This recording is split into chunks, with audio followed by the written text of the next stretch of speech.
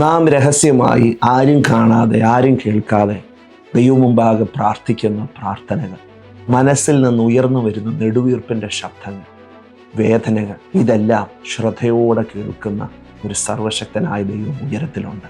പലപ്പോഴും നമ്മൾ ചിന്തിക്കും, ദൈവം എൻ്റെ പ്രാർത്ഥന കേൾക്കുന്നുണ്ടോ? നമ്മുടെ പ്രാർത്ഥനയ്ക്ക് മറുപടി കിട്ടാതിരിക്കുമ്പോൾ സങ്കടം ഉണ്ടാകും.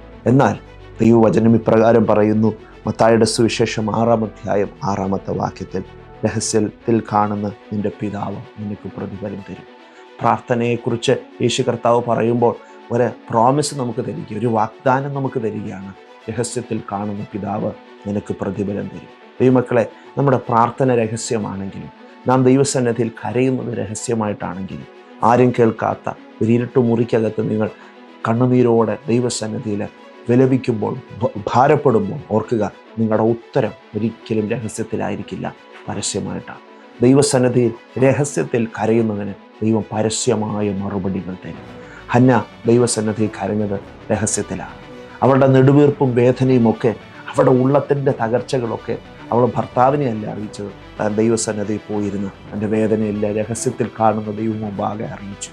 അവിടെ ഇരുന്ന ആ പുരോഹിതന് പോലും അവളുടെ പ്രാർത്ഥനയുടെ, അവളുടെ വേദനയുടെ ആഴം മനസ്സിലാക്കാൻ കഴിഞ്ഞു.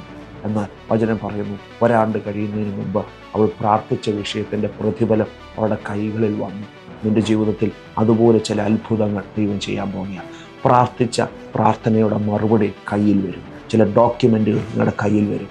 തലമുറയുമായി ബന്ധപ്പെട്ട ചില ബ്രേക്ക് ത്രൂസ് നിങ്ങളുടെ കയ്യിൽ വരും. അതെ, ദൈവം ഈ ദിവസങ്ങൾ അതുപോലെ ചില അത്ഭുതകരമായ കാര്യങ്ങൾ ചെയ്യാൻ പോകുകയാണ്. രഹസ്യത്തിൽ പ്രാർത്ഥിക്കുന്ന പ്രാർത്ഥനകളൊന്നും വെറുതെ അല്ല കേട്ടോ, അത് വേസ്റ്റ് അല്ല.